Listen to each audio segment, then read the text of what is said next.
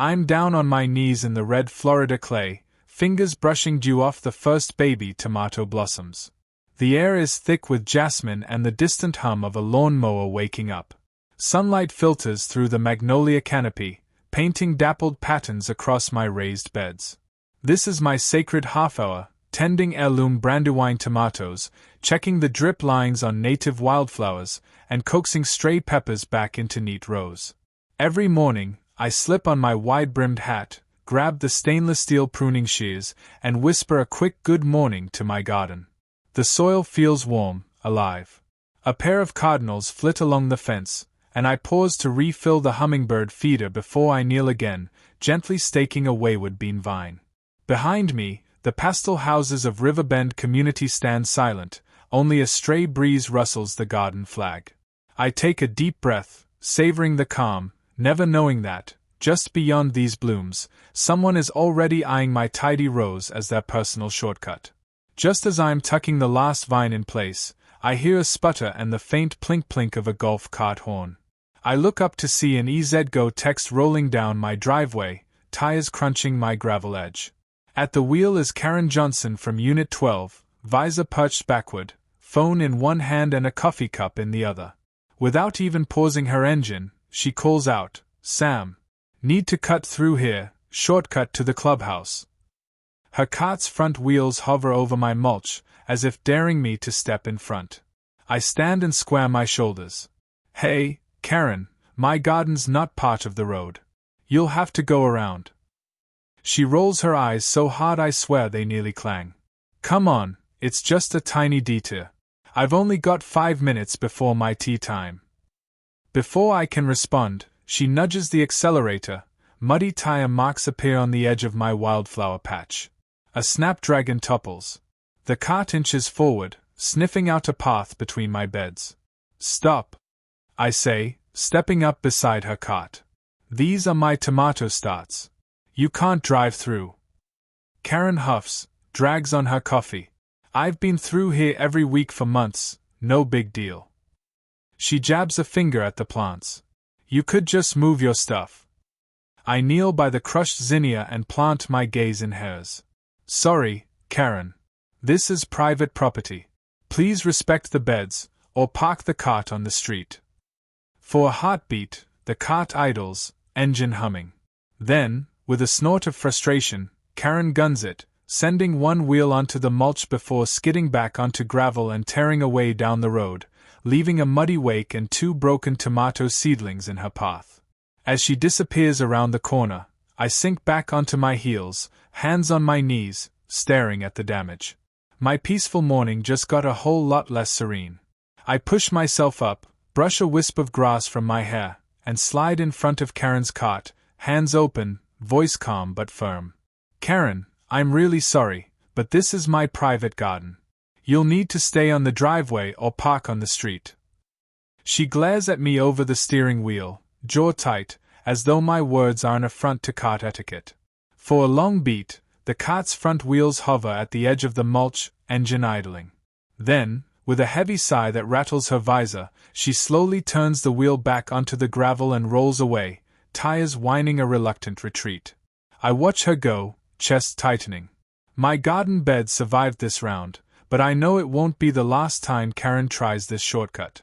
I barely catch my breath when I notice the telltale prints in the mulch, a muddy, crisscross trail leading right through the heart of my border.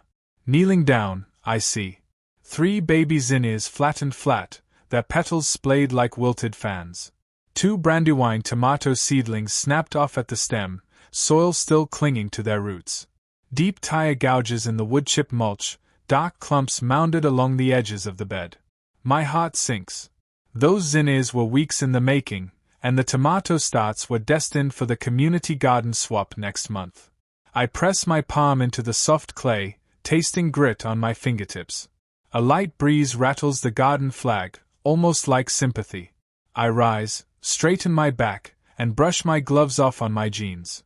That shortcut just became a costly detour. Now I've got damaged plants to replant, and a decision to make about how to keep Karen's cart off my land for good. By mid-afternoon the sun had shifted behind the magnolia, and I could still taste the grit of broken zinnias on my tongue. Knowing Karen would be back the next morning, I decided to take preemptive action. I grabbed my wheelbarrow from the shed and filled it with 3 smooth, 10-pound river rocks I'd picked up at the garden center last week, each the size of a small watermelon and mottled in slate gray and rust. Lugging one at a time, I placed them firmly along the gravel mulch border where her cart's wheels had gouged the earth. Rock 1 at the northeast corner braces the edge of the tomato bed. Rock 2 mid-border blocks the widest span of crushed mulch. Rock 3 near the driveway entrance serves as the first line of defense. Each thud of rock on mulch echoed like a warning drumbeat. I pressed down on each one, ensuring they sat flush, no wobble, no wiggle, so they'd resist Karen's heavy tires. Stepping back, I surveyed the improvised barrier, 3 gray sentinels standing guard over my blooms. I didn't expect it to be elegant, more like a suburban fortification, but it was clear, any cart attempting that shortcut would now have to swerve onto the street. I dusted off my gloves, wiped sweat from my brow, and took a photo to send to my gardening group. Day 1, Garden defended. River rock strategy deployed. Will monitor for repeat incursions. Herb construction sign. With the rocks in place, I finally felt ready for round 2. Now, all that was left was waiting for Karen's next move and hoping my garden held the line. The next morning, just as the dew was burning off the mulch, I heard a familiar sputter and a rapid skid of tires on gravel. I looked up to see Karen's golf cart barreling down the driveway again, this time with such force that her front wheels kicked rock chips into the air. She slammed on the brakes inches from my makeshift barrier, the cart jolting forward and back as if protesting the obstacle. With a quick motion that sent her visor flying off the back seat, Karen leapt out, coffee cup in hand and eyes blazing. "What the hell is this?" she barked, stumping over to the stones. Mud spattered her wedges as she leaned in, practically nose to stone.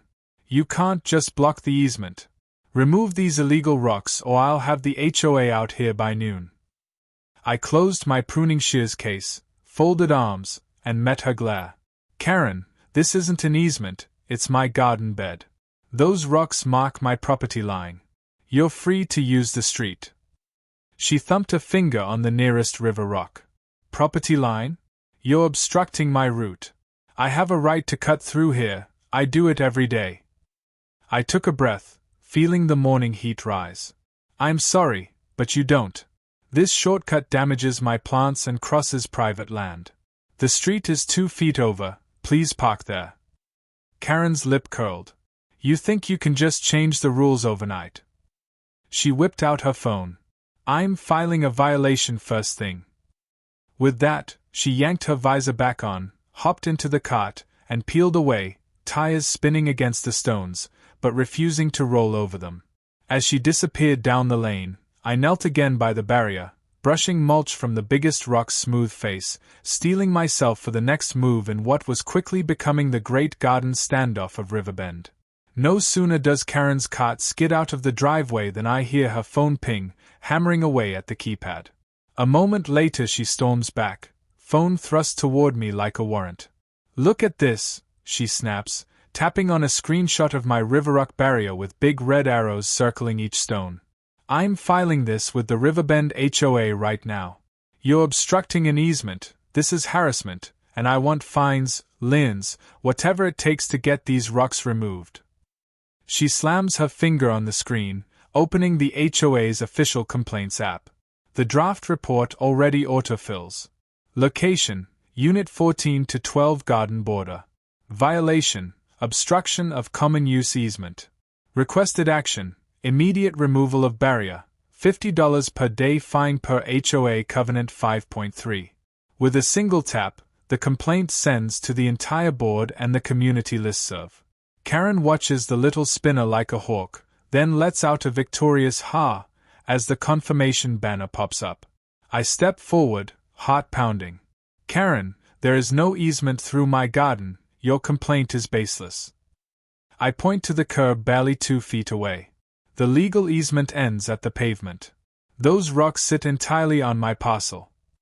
She scrolls back through the HOA map attached to her complaint, brow furrowed. We'll see what they say. I'm not moving until they force me to.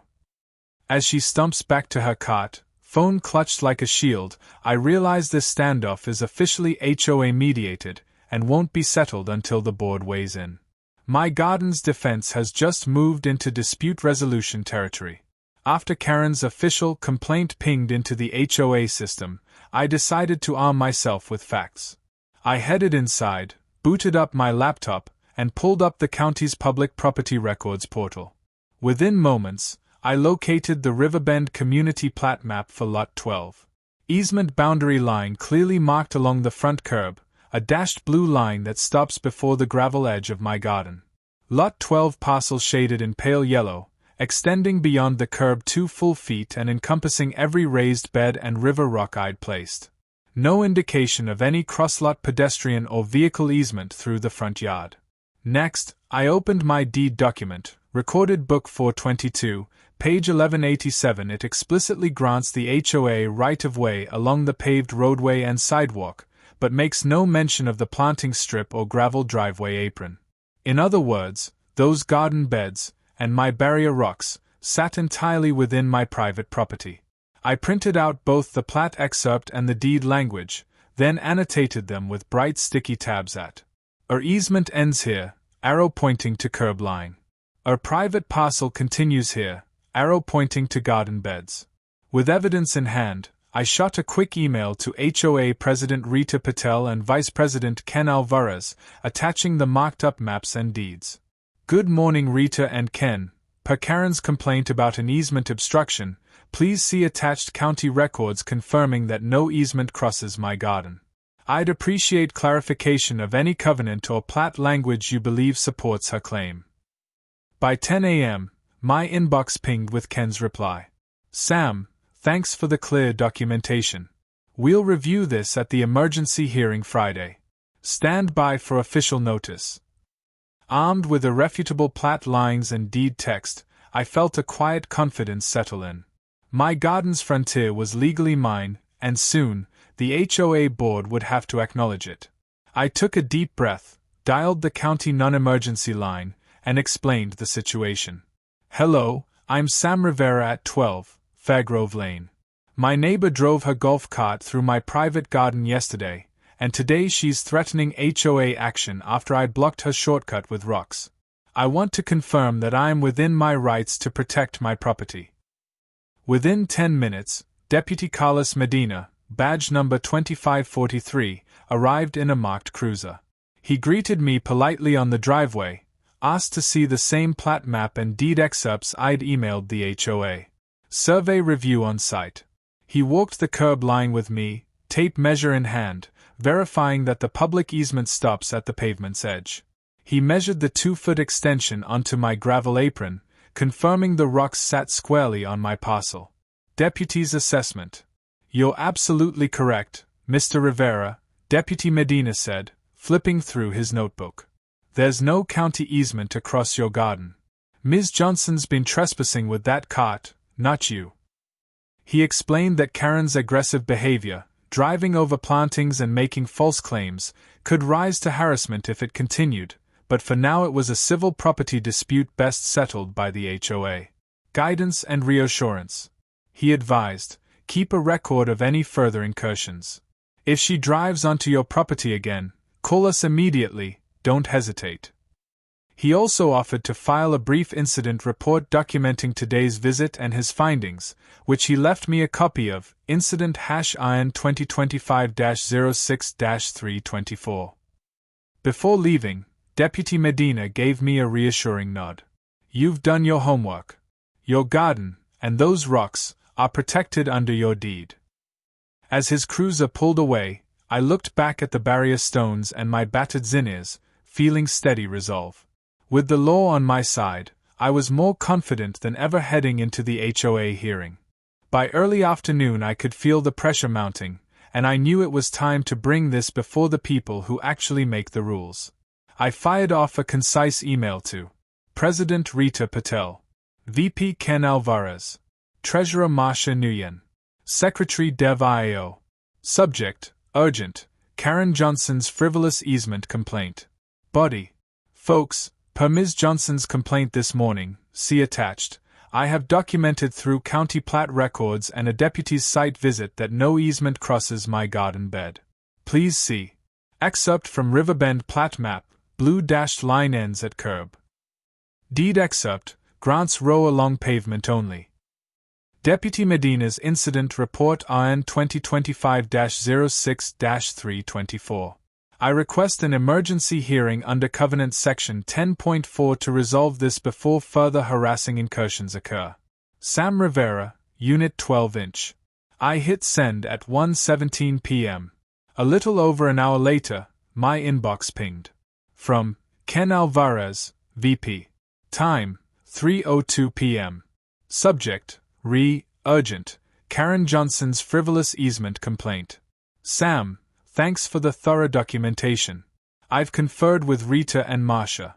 We're calling an emergency hearing this Friday, May 11th at 6 p.m. in the clubhouse to address all claims related to Lot 12's front yard. Please be prepared to present your evidence. Ken.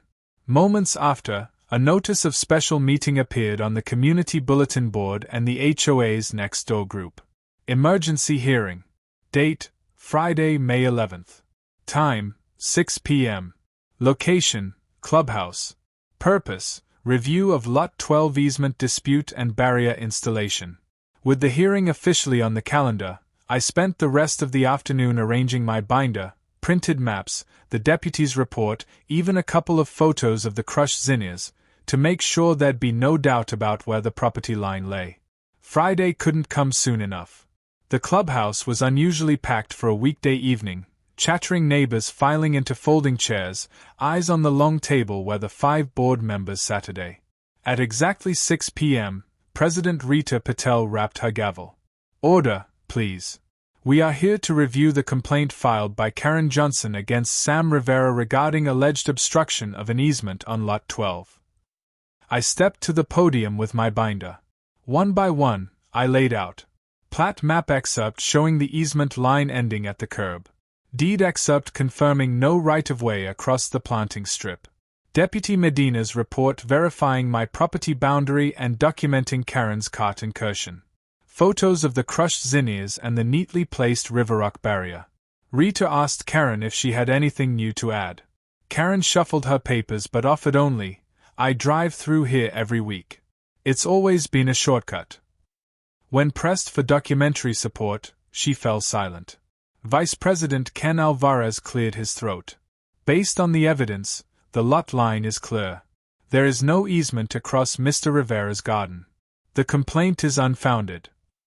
He turned to the board for motions. Motion 1, dismiss Karen Johnson's complaint. Motion 2, censure Karen for harassment and misuse of the HOA complaint process.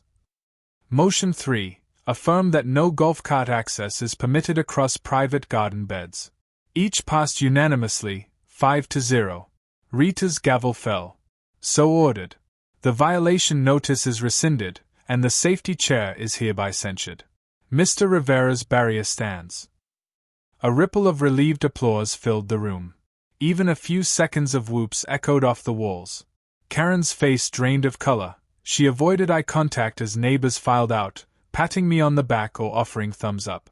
As the board adjourned, VP Ken leaned over and whispered, "Nice work, your binder was bulletproof." I exhaled, feeling the tension leave my shoulders. The rocks guarding my zinnias had just been vindicated, and the garden standoff was officially settled in my favor. The morning after the board meeting, I rolled out to the garden with one last plan, a wrought iron fence custom cut to fit the exact dimensions of the planting strip. By 9 a.m., the installation crew from Ironwood Fencing had sunk 4 powder-coated posts into concrete footings, strung elegant black rails between them, and mounted a tasteful plaque reading, "Private garden, please keep off." I stepped back just as the crew tightened the last bolt. The fence followed the gentle curve of my flower beds, standing proud yet unobtrusive, more cottage charm than fortress. Almost on cue, neighbors began to trickle by. Mrs. Kim from 10B hovered by the gate, clutching white gladiolus. "It looks beautiful, Sam," she said, placing her flowers behind the bars like a bouquet on a stoop. Mr. Delgado ambled over, puffing a small flag he'd made, Garden Defenders United. He waved it like a pennant. A group of kids from down the street pedaled past, then double-backed to peer through the fence bars and whisper, "Cool." By midday, the story had already hit our entitled people, under the headline, "Neighbor Karen loses IT when I block her golf cart shortcut, wrought iron fence FTW." Comments poured in. "Garden party on the other side of the fence, please." "Those rocks were just the teaser, this is the main course." "Karen's shortcut rerouted, justice fenced in." My phone buzzed non-stop with likes, awards, and supportive DMs. Even a few HOA veterans messaged to say they'd never seen a barrier so elegant. Standing there, I ran my hand along the smooth iron rail, breathing in the jasmine that had survived the tidal wave of mud. The new fence wasn't just about keeping carts off the tomatoes, it was a symbol that, in Riverbend community, respect for property, and for a gardener's morning ritual, wins out over entitlement every single time.